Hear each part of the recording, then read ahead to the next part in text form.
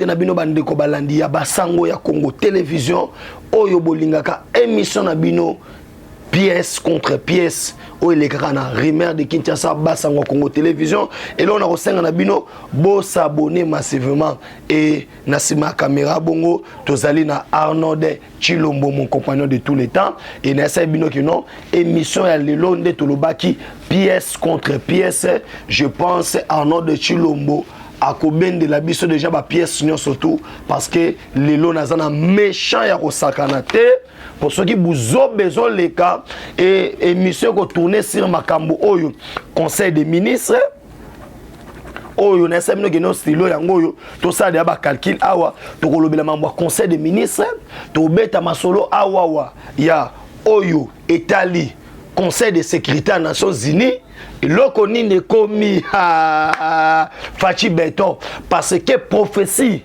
o etel seke do mulumba lobaka mukishi mujani paix à son âme héros national Tshisekedi wa mulumba ikabena et maramongo zo kokisama malembe tolobaki ba yebaka mulaya mutu te na photo passeport et sengeli vraiment o tolobi ke na minutes oyo et sengeli oyeba ke makambo kokate senini ekoki donc alors et sengeli o comprendre que masolo eza tellement kitoko sengeli o comprendre que masolo eza tellement kitoko c'est pourquoi sans plus tarder tokokota na ba vie fait ya ba sujet na biso et na ozanga te kobwa kokende na pembeni kokota masolo parce que politique est comme elengi politique est comme chilengi nde to banda koloba yango makambo ezali tellement kitoko papa nazo kende na 54 chemin te wana déjà Arnold Chilombo azoli biso pièce oyo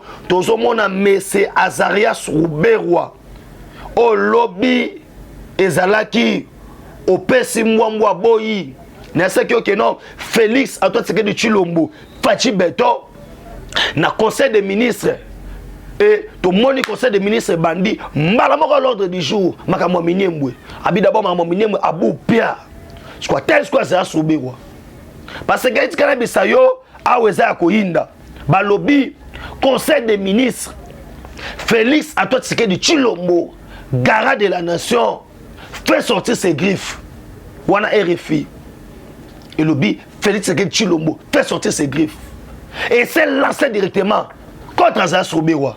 Car je vous dis que non, aujourd'hui ça va chauffer. Et je vous assure que ça va chauffer au travers de cette émission. Parce que toi c'est trop. Vous pensez que nous ne savons pas parler français? C'est ça que vous pensez? Aujourd'hui vous allez comprendre que non, politique est comme les alors Chilombo, Alexandre, que non, Matissa Mafuta, Masoloza Kitoko. Et aujourd'hui vous allez sentir. Hein? Vous allez comprendre que non, on avait gardé les Français de Roche Bordeaux et aujourd'hui on va faire sortir. Angari partout Gabango pour tout trésor, ça va chauffer aujourd'hui. On va comprendre que non, lors du Conseil des ministres, qu'est-ce qui s'est passé réellement? Le chef de l'État a demandé à Azarias Ruberwa de lui dire clairement qu'il lui avait envoyé à l'est de la République. Il avait reçu l'ordre de mission, c'est qui était le commanditaire? Waouh, Tshisekedi Chilombo. Azarias Ruberwa, bouche bée, ça n'a rien parlé. Ça les chauffe, ça a chauffé. Et aucune personne, télémagioté, il Lukamba, bouche bée. Tu es saki bino ke baibara mulaya mutute na photo passeport on a grâce là nimta obo ilangate masoza tellement kitoko et parce que na sako que non politique comme elengi pièce contre pièce Benjamin Mwanasuka exclusivité ya masolo conseil des ministres oyo na chebar likolo obiloko samai na ozongo biloko samai to luka to bimisango awa et na sako que non émission oyo ezo jouer rôle moko pédagogique. Je sais que papa na ba maman bozo na partout dans le monde. Et d'où alors, il faut comprendre que quand on a zui, il y a une cravate rouge, moula matata pono, toi na bino alelo. Lelo toi na bino awa, toi la sabino que non, pièce contre pièce, Benjamin Mwanasuka. Ah on a remis ce que nakati ya conseil des ministres, Azarias Ruberwa Maninga. Nde obenga soki mandinga, Azarias Ruberwa Mandinga mal à l'aise parce que akoki kolobelo ko mokote. Il a été incapable parce que on a nous ce que non Tshisekedi Tshilombo tika na mwana nga facha mais na niveau wana te facha bandiko tout Nazaria Souberwa ayebisa ye nani atindaki na este azwaki ordre de démission pa nani esinyamaki pa nani ilunga likamba linga sala boye kangana no munoko yango bayebisi boye neti ilunga lukamba ndingo za wana vie yo so mbata mo facha odaiti mambo eza oyinda makasi po oyo deja se bimi awa pardon Tshisekedi Tshilombo mambo ochana sezate papa Tshisekedi Tshilombo abeti bango na ndenge moko ya kosakana te et le président de la République n'a pas raté son ministre d'État en charge de la décentralisation et institution Azarias Ruberwa. Selon les membres du gouvernement qui se sont confiés et à nous, peu après la fin du conseil des ministres, Tshisekedi a demandé à Azarias. Ce dernier a affirmé alors l'installation et les partis du bourgmestre de Minyembu. Le chef de l'État a dit il ignore toutes ses activités et a rejeté de loin. Il a mis en défi les ministres et de brandir quelconque ordre de mission. Il lui a demandé qui t'avait envoyé. Nani atinda kiyo, nani akutuma. Nani mukutuma. Hein? Angaria partout que tala na bisi ok, nani atinda kiyo. Azarias Ruberwa mal à l'aise. Maintenant les gens se demandent et là on est au Salomon. D'après les sources, Ruberwa a fait profiter oui. Il y aura ce Premier ministre. Il y a que le Premier ministre, Sylvestre Ilunga, qui a apporté son soutien en soutenant qu'il était temps de s'occuper de la question de la minorité. Même le chef du gouvernement n'est pas suivi par ses ministres sur ces Bouinaboun. Et maintenant, qu'est-ce qui va se passer? Le chef de l'État, Assengui Azarias Ruberwa, rapport ya mamoina osakuna à l'entretemps des missions sont déjà en cours à l'entretemps soba sabinote boyeba ke gouvernement ilunga ilukamba eza censé kozala démissionnaire le chef de l'état stilo yango na sala bino bakakili asali 7 jours 7 eza chiffre à perfection bato asambela bayebi wana biso to sambela perfection na comment on a pour comprendre perfection. Or, dans 7 jours, Ilunga Ilukamba a été incapable de sanctionner son ministre, qui est entre autres Azarias Ruberwa. Et le chef de l'État est parti plus loin pour lui dire Azarias Ruberwa, au coton de la chemise, tout à la main où elle est. Tombola lobo place aux anda ganga base parce que pose à la congolais solo yangoyo c'est pas notre chilo monenga zo sekawana ote te bueno na tomboli yangoyo akobenda yango balobi mikola va to solo la Congo tu dois avoir ton brassard mangwele yangoyo ngaso tuninga na docteur abotsa mama nga na mama ye mona yebi kombo na ye na jour na bota maki na yebi na ba collègue na nga ba bébé otolelaka na mwa na ndenga ki congolais yolela roi nèg rwandais après tu veux me dire que notre est congolais Azarias Ruberwa de n'importe quoi. Tu sais que je me souviens que non il y a plus ou moins 12 millions de Congolais qui sont morts. Hein? Tu sais dans la vie être congolais si tu es originaire ça fait très mal parce que le Félix Tshisekedi Tshilombo a sali masolo ya Salomon ablobaki que si c'est comme ça tocha mopanga to kata yoka ba Rwandais ne ba sepeli kata Minyembwe kata boye mais Tshisekedi alobi non et l'histoire retiendra que le Congo est sauvé toujours par la famille Tshisekedi 1 plus 4 bakaboli Congo et Tshisekedi wa Mulumba personne Mukishi Mujani reste mémoire l'homme fort le chef de l'imité son âme, héros national. Il est pour dire que non, non à la balkanisation. Il était parti. C'est même Ruberwa. C'est même Roubaix-Roi. Pas cher, un Rwandais, tout fait. On ne va pas avoir peur pour dire ça. Yaya, Nzeta te oumena mandeni et comme Ngandote. Et aujourd'hui, l'histoire nous rattrape. Parce que c'est le même Roubaix-Roi. Oh yo yo. Aïbisaka papa Tshisekedi que non, Zomgongo boina boui. Tshisekedi a dit que non, toi qui es dans Sainte City. Il y a un moment où on a un plus 4 va plus me le pouvoir.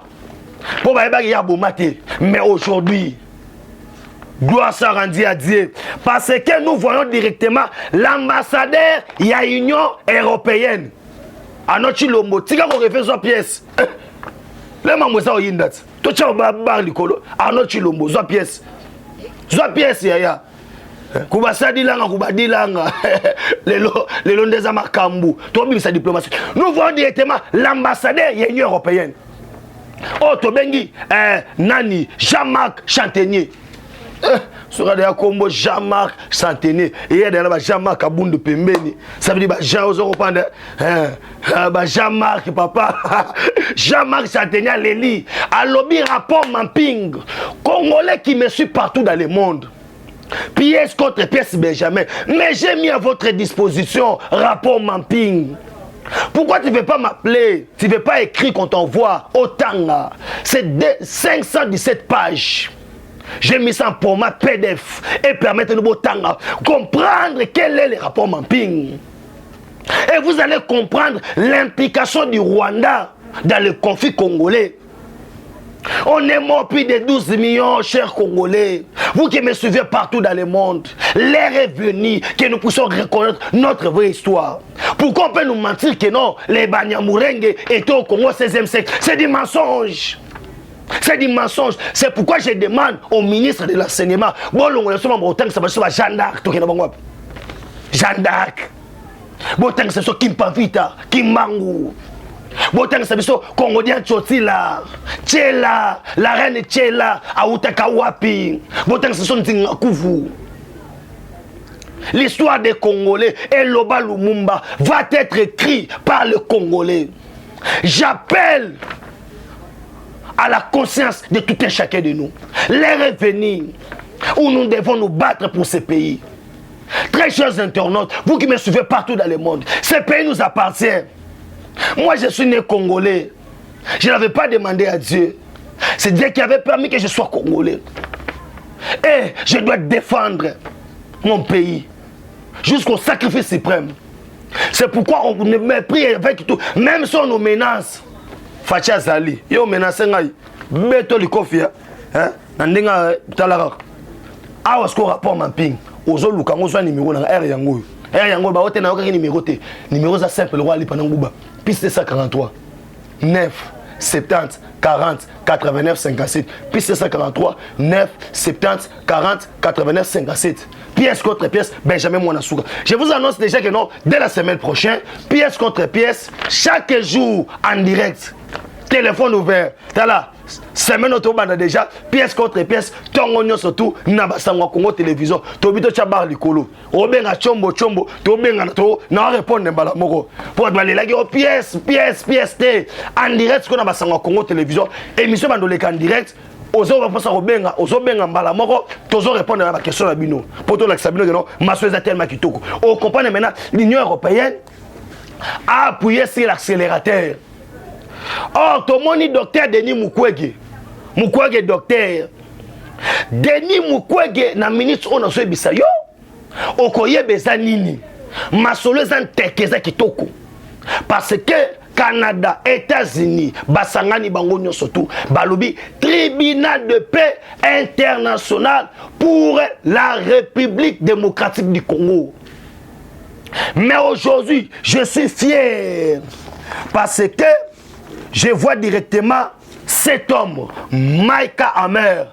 Ah non, de Chilombozo rêvé. Maïka Amer. Hein? Maïka Amer. Autre le baquet. Nzita. Mundi Baba Congo. Mon compagnon de tous les leads. Yatan on surtout. Arnaud Chilombo. Les gars caméramans qui m'a sauvé d'Akito. Dans la Maïka Amer. Nzita. C'est grâce à lui que nous avons écouté cette bonne nouvelle. En direct du Conseil de sécurité des Nations Unies à New York, son Excellence Félix Tshisekedi Les Américains viennent d'annoncer officiellement. Et on ne demande pas à l'ONU, parce que l'ONU, 85% des frais de fonctionnement de l'ONU, c'est les États-Unis d'Amérique, si vous ne savez pas. Et ils ont annoncé officiellement 10 000 soldats américains en République démocratique du Congo. Gérard grâce à Dieu, pourquoi? Prophétie à Papa Tshisekedi Kokisami. À l'Obaka Boye. Les jours où beaucoup de force étrangère na Congo, c'est pour consolider, combattre le pouvoir. Il y a UDPS. C'est là où maintenant je vous dis, au Kosa l'opposition, au Kolemba. UDPS na pouvoir, si vous connaissez ce ressort. Nato Siside. Et nous avons représenté le pouvoir. Yo asinga bena ngabena ba mission na représenter ko ba député ni chef de l'état malamo chef d'état Benjamin Mwana Suka pièce contre pièce tala ma soeur tellement kitoko là maintenant il y aura ce que diplomatie bandi na bandi no ce qu'on a calcul yo no mono ndeke Fatima Sangwa omona ye nguba yeyo Chilombo, Fachi Beto, Fachi Kubeto, ma soeur tellement kito. Donald Trump n'a pas la maladie, comme moi, liboso tangi Fachi Kubeto. C'est ça, Fachi Beton. Ça fait du bien. Il y a Kubeta ma solo moto yo, aza populaire, oh bato balingi. Maintenant vous allez comprendre quoi. Fachi Kumino na est de la République, na bana diplomatie maintenant. Na ko matina niveau États-Unis d'Amérique. On comprend comment soutien il y a 10 000 soldats américains. Pièce contre pièce, c'est un bon national au bord. Au numéro de la téléphone. Plus 243 9 70 40 89 57. Hein? Papa, tala. Yo dans la wakangate aux émissions musique ya limbisa.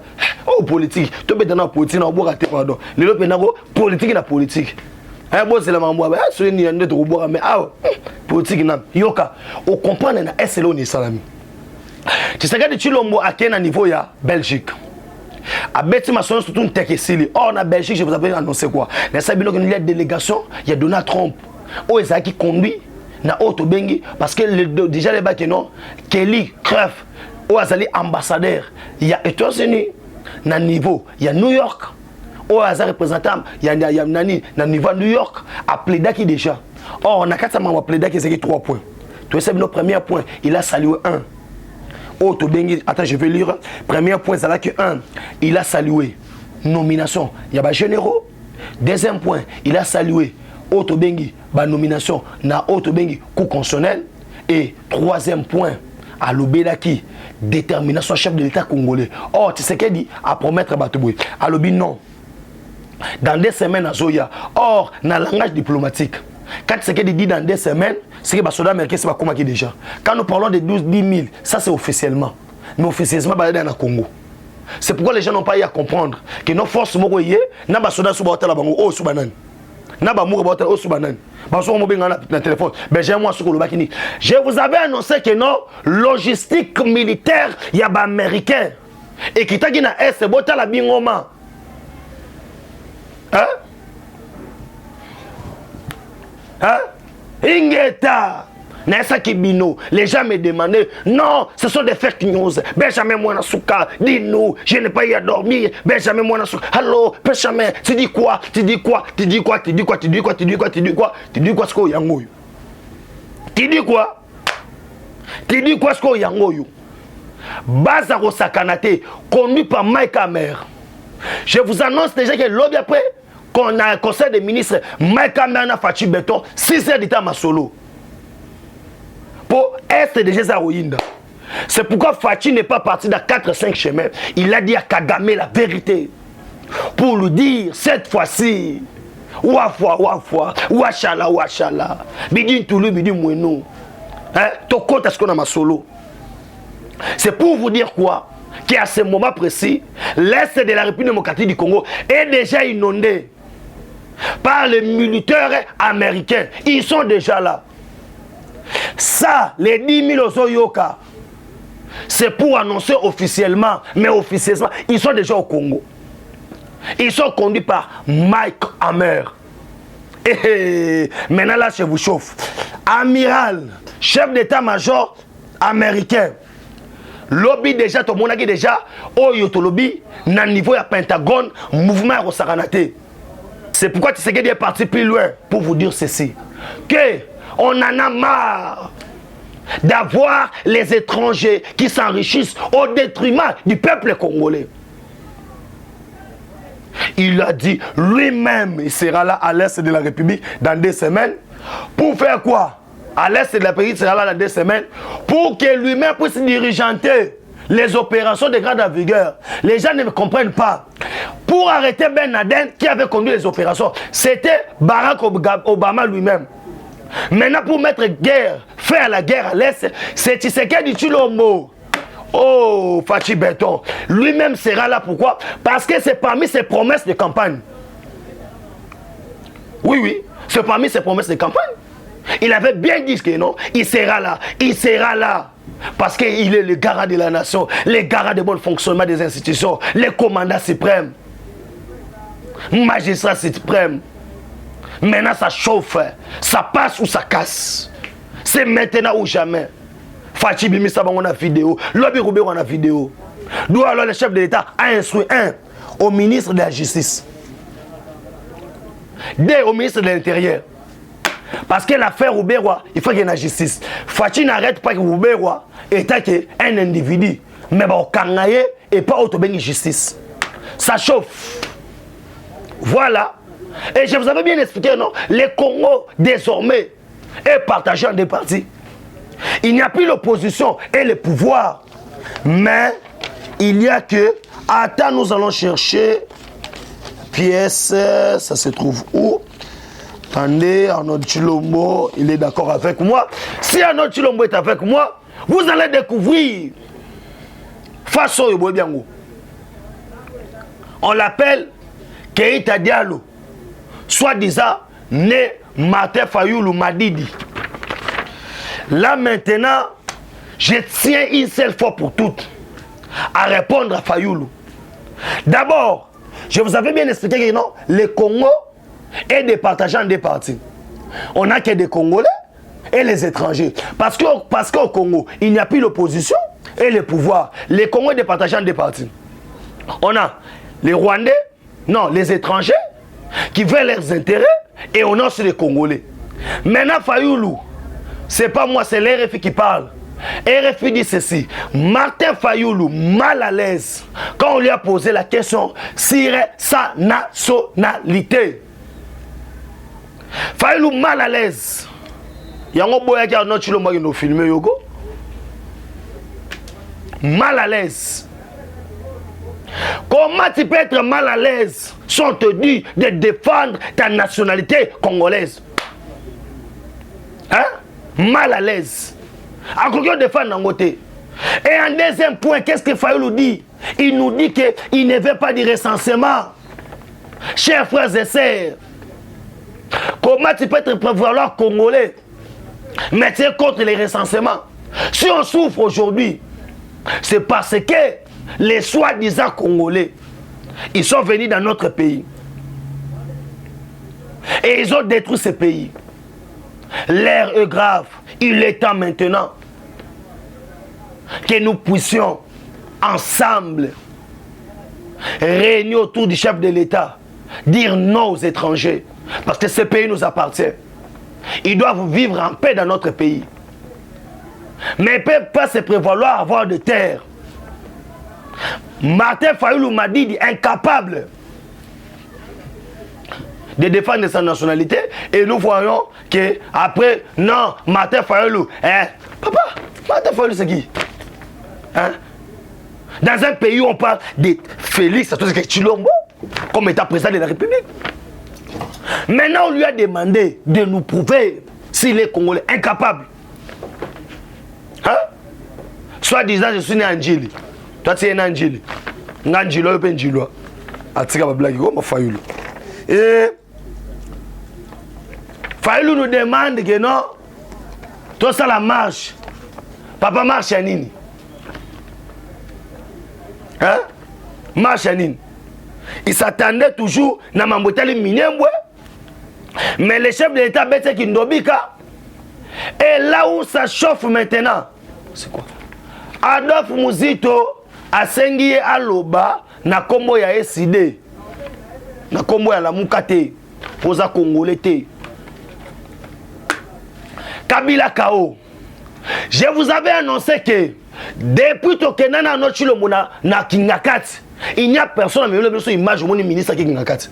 Na kende sukuna. Tous les ministres tout la musi ya sasa. Nana okekuna. Ba Kingakati. Ba kende. Kingakati. Okende. Na okende kuna. Nana okende kuna. Tout le monde sait que je vous avais annoncé déjà à Bandakala la présence des militaires américains. Aujourd'hui, Léna Sabine Missoir rappelle Sabino Keno et Zaoyinda, l'Est de la République. 164 mirages. Prenez les silos. Moi, si je prends les silos, on écrit ensemble. 164 mirages.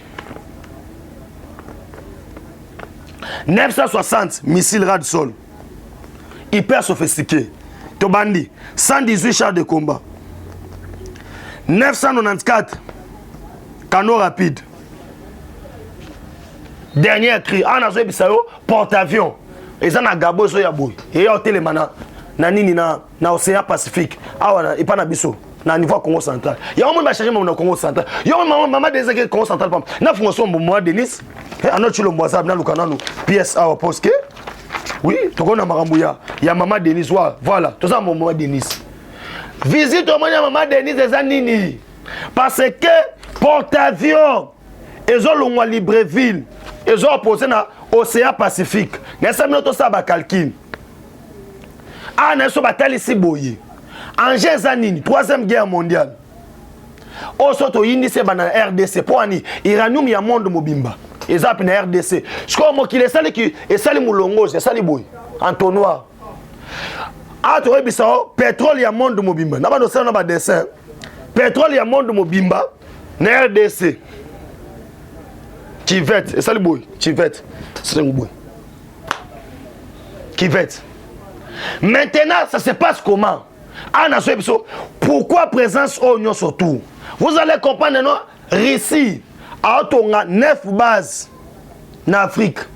Na kata na RDC RDC boy. Je sais qu'on est d'accord avec un autre Chilombo. Il n'est pas comment. Les lobos ont les sobres de la moro. Ah, on comprend que non 9 bases. Mais t'as signé le biboy. Ah, ton base na ya munene na RDC. Base en ozabi na Miniembwe. Nous avons une présence, il y a un caméra na Miniembwe. Pourquoi on dit Miniembwe? Faut y baboy. Miniembwe est une place stratégique. À ce qui concerne minerais. Il y a un moment où on a récupéré. Basa la canal souterrain. Vous comprenez qu'il plan Kabilate. Canal souterrain, il fallait que vous bimaboy. Il y a un moment qui déjà bête qui a Margot. Kabila, Azena posa Tanganyika. Azena posa Kotoyo. Tanganyika, non, on a bâti qui jouait Kuna. Pas à la gouverneur. Non, on a 2016 à l'élargissement de la piste d'atterrissage à Tanganyika. Et puis pourquoi Tanganyika? C'est là Tanganyika or na or. Bah, si on a valé 950 milliards de dollars. Asko bloko zozo bloko samai na bandi siko. Maman Denis ake ba Congo. Pour anin, il faut que ça nous tout bon rentango zo kota pour ma soto qui est normal. Et tant si boyebi que non, makasi États-Unis zaka likolo. Ndeke, ya un monde ba Tshisekedi, tant ba ba Tshisekedi na beni, ba benga ke chiwelewele. Ce qui veut dire que zengi. Mais ce que États-Unis ba pese Congo ya aigle. Ndeka mayele. Amona ka musika. Ce que amoni kabila musika ki alinga bomaye. Atikeli kabila 7 jours. Mais ça retourne sur le chiffre 7. Non pas que 7 c'est chiffre à perfection, 7 jours. C'est que bimi Congo atikeli mboka. Alobi kiti ngwana kendo fand. Incapable. Je vous dis ceci. Tu sais que c'est un oin de Dieu. La Bible dit ceci, que 10 000 tombent à gauche, que 20 000 tombent à droite, tu ne le laisseras pas à terre parce qu'il est le sauveur du Congo. Dans la moine et la carte d'Ayate. Est-ce que Benjamin Mouassouka Bouna Odaindeni? Nana bilaka ya nasa bilaka na kufandeni. Et Chilombo Bosco après si masolo. Na oma na suka émission na ngai ya mukolo lelo, mais nazo ngana répondre civiquement ngo ka sanji. Na so boy ngo ka sanji. Kindo ya mukolo et comme ça mutu kizengi mondo zo na bandal to yebana ana zo biso ba ministre ba komo kima ma campagne na Gombe ba mo yava na ba bandal na ba yolo to zana bino na opération to yibindako programme ezani chef de l'état semaine oyo to yibiki nomination na kata ba entreprise publique wana boyebi te nomination kata ba entreprise publique facha boy so kipende nomination kata ba entreprise publique et lo ami balé ba juge ku constitutionnel ba prêter serment. C'est que d'ailleurs c'est préparer ça belo moi mike azonga kuna. Ba juge ku constitutionnel ba prêter serment pour na mambutali mabunda. Boye bien les beke et sengeli mabunda a interpellé ba ministre pour ba lever ba militaire parlementaire au sala ngote. Or kitenge zo lobi boy confiance. Ba zorona litanga le roi ya mai. Mais ba perdre kango. Le roi Maï n'est pas dans la cantine. Ça veut dire qu'il parle de qui? Il parle de l'FCC. L'air est grand et l'air est grave. Vous allez comprendre que non. Relations est soutées. Kabila Bengi se battu lobby na GLM. Moutomote a taillé. Babangi balobi ba militaire américain na Congo. N'a que des GLM. Na tika ba nanga. Foufou. Foufou ça la place te. Ba ça la blague te yaya. Mouta sembi yende. Et sobo sepela qui une mission à l'élo. Pour na résumer dans Sabino que non, on a eu à parler dans point makasi 1, Mamwa Fayoulou 2. États-Unis d'Amérique, grande annonce, je vous confirme 10 000 soldats américains et États-Unis c'est déjà ONU. Et tous les Sabino comment déjà ba missile banini tout ça déjà préparé. Na Congo déjà ezali, ba char de combat ezali, na Sabino pe porte-avions, ozo uta kuna, ils ont opposé déjà kuna. Il y a des Américains, des gens qui ont annoncé que non, formation, il y a des soldats congolais, na États-Unis d'Amérique, Awa, ambassadeur États-Unis d'Amérique, Basalaki, 6 heures du temps, il y a un entretien entre Yé, Nande Konae, Félix Antoine Chilombo, tout le monde a équipé, na conseil des ministres, Azaz Rouberois, humilié, et Facha Sengi rapport, Facha Tché na déjà na disposition, il y a justice pour comprendre Masolo, Nenge Ezali Kokende, na annoncé Binope, calamité d'émission, il y a Ilunga Lukamba, na gouvernement na ye parce que baza incapable gouvernement baza incapable d'où alors Facha changer stratégie à comment travailler mingi na Gilbert Kakonde wa baba et so bo sepela ki na émission lelo bo pesa merci na Arnold Chilombo et oza poso kutana nga pona ba pièce na rapport mapping na ota webisa yo au numéro na nga téléphone plus 143 9 70 40 89 57 puis 143 9 70 40 89 57 na pesi bino surtout besoin ki ba ko kolanda biso mbote mais boye beloko amunene zaki désormais pièce contre pièce chaque jour en direct autour na question Benjamin Monasuka azo ya nola yo wapi na basangwa Congo si tout va bien to kopesa déjà aéro toko lukato banda semaine oyo mekozala chaque tongo ere ya Kinshasa et na pesi mbote na bino surtout kimia nzambe enga mbota na bino ciao. Eshima, votre magazine qui bat au rythme de l'actualité. Retrouvez la nouvelle édition. Exclusivité, Janine Mabunda Lyoko, femme d'exception. Première femme congolaise à accéder par vote à cette citadelle imprégnable. Depuis la démocratisation de la RDC, avec l'organisation des élections générales, aucune femme n'avait occupé un poste de si haut niveau. Plusieurs fois diplômée des grandes universités, élue 2 fois députée nationale, celle qui détient la police de débat à l'Assemblée nationale ne fait pas dans la demi-mesure. Janine Mabunda, un bilan élogieux et des résultats probants. Plus d'1 an après son élection historique, Eshima Magazine revient sur les bilans de la présidente de la Chambre basse du Parlement congolais.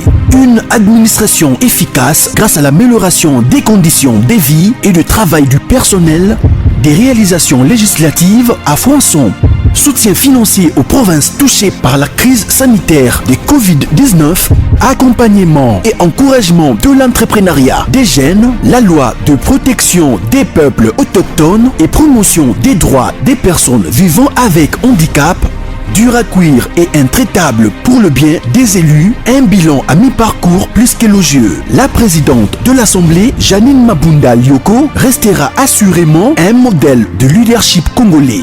Retrouvez également l'interview exclusive de la présidente de l'Assemblée nationale. Focus, Barnabé Mwakadi Mwamba rend grâce à Dieu pour sa nomination comme directeur général à la tête de la DGI. Découverte, entretien avec le ministre provincial de l'économie et finances, Jean Vuzingoy. Nation, 2 ans après sa création, la CNSS a conquis les cœurs des prestataires sous l'impulsion de la directrice générale Agnès Mouad Nawej. L'Alliance des kabylistes musulmans a célébré son 5e anniversaire. Économie, Boukang Alonso, le mystère d'un projet grandiose. Dossier Eshima, les systèmes politiques, anges et démons. À lire également dans les bonus du magazine Eshima. Gratuité de l'enseignement de base, un rêve d'hier pour les Congolais devenus réalité grâce à la détermination du président Félix Antoine Tshisekedi. Sonas, Lucien Boniemé et Kofo redynamise le leader des assurances. Marie Tumbanzeza, une nouvelle image de la diplomatie congolaise. Retrouvez l'intégralité du magazine Eshima dans les kiosques. Eshima Magazine, un nouveau standard d'information.